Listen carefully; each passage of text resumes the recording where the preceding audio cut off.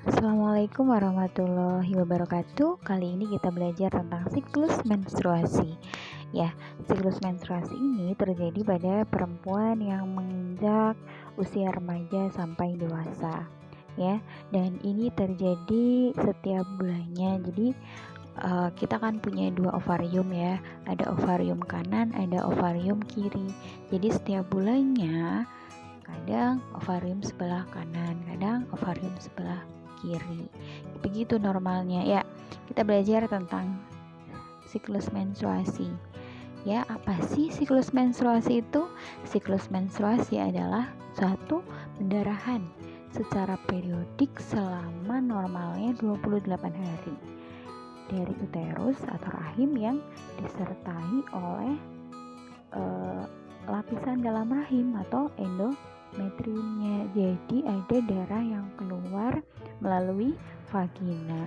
Tahapannya ada berapa? Ada 4. Yang pertama, fase menstruasi itu sendiri.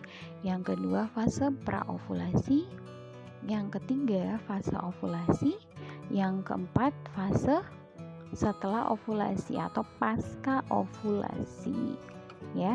Jadi ini ada fase-fasenya, diperhatikan ya. Nah, yuk kita belajar. Yang pertama, fase menstruasi. Apa itu fase menstruasi? Ya, fase menstruasi itu ya karena fase dimana ovum itu tidak dibuahi oleh sperma, maka terjadilah ovum itu meluruh bersama-sama dengan endometrium. Dalam keadaan tersebut itu namanya yang namanya corpus luteum itu akan pecah dan menghentikan produksi hormon progesteron dan juga hormon estrogen. Jadi di sini hormon-hormonnya sangat rendah, baik itu estrogen, baik itu progesteron, semuanya sangat rendah. FSH pun sangat rendah. Jadi tidak ada hormon yang menonjol di sini, folikel pun belum mulai terbentuk, ya. Selanjutnya kita belajar tentang fase praovulasi atau nama lainnya apa? Fase folikel. Jadi di sini bagian hipotalamus perempuan, bagian otak bagian hipotalamus ya, menghasilkan hormon yang namanya gonadotropin yang merangsang si FSH. Apa FSH? Follicle stimulating hormone. FSH itu merangsang pembentukan folikel-folikel yang mengelilingi oosit primer hingga matang. Jadi setiap bulannya perempuan itu mengalami proses pembentukan folikel. Jadi setiap bulannya hanya satu yang matang, ovum itu matang. Ya, nanti lama-kelamaan tumbuh menjadi folikel de Graaff yang sudah matang. Kemudian menghasilkan estrogen. Nah, di sini estrogen mulai banyak. Nah, estrogen ini yang merangsang pembentukan dinding endometrium. Estrogen ini juga mempengaruhi di bagian saluran serviks untuk mengeluarkan lendir yang bersifat basah. Lendir ini akan menetralkan sifat asam dalam serviks sehingga kenapa? Apabila ada sperma yang masuk mampu hidup di dalamnya.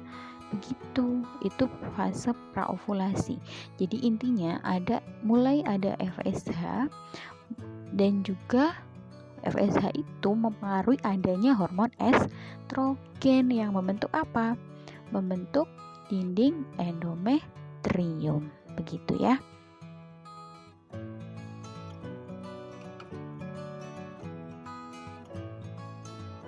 Ya, masuk ke fase yang ketiga. Nah, ya ini adalah fase ovulasi. Tadi kan di fase praovulasi terbentuk adanya estrogen yang dihasilkan oleh folikel de Graaff. Nah, setelah itu ketika kadar estrogen sangat meningkat, maka estrogen akan mengakibatkan terhambatnya pembentukan FSH sehingga nanti diganti dengan hipofisis melepaskan yang namanya hormon LH. Nah, ketika fase ovulasi ini LH itu sangat tinggi, paling tinggi. Ciri khas ketika fase ovulasi adalah LH-nya sangat tinggi ya. Ovulasi ini terjadi di hari yang ke-14. Jadi menstruasi tadi fase ke-1 sampai 7 normalnya. Fase praovulasi itu fase antara hari ke-8 sampai hari ke-13. Nah, ovulasi ini terjadi normalnya di hari ke-14. Jadi ini ya, ketika ovulasi siapa yang keluar? Bukan ovum ya sebenarnya. Kalau dalam ilmu biologi itu adalah oosit sekunder yang terlepas dari folikel. Ya, masuk ke fase yang terakhir yaitu fase pasca ovulasi atau fase luteal nama lainnya.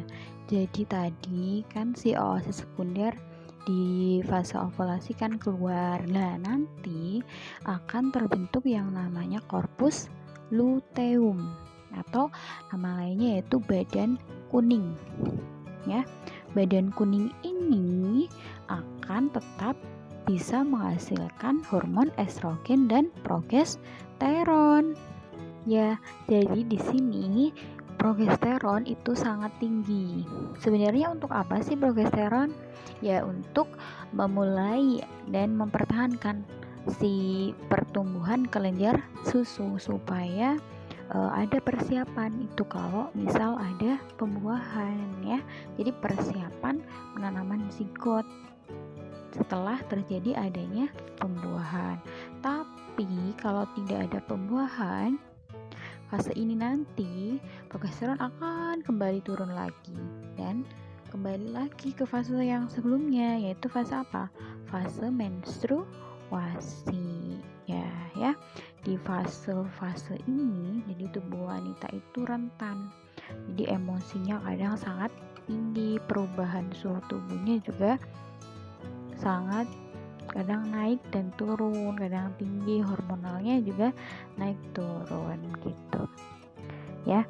Otomatis di sini ada nanti kalau misal tidak ada pembuahan maka dinding endometrium akan mulai meluruh begitu ya. Terima kasih ya sudah menonton, semoga bermanfaat.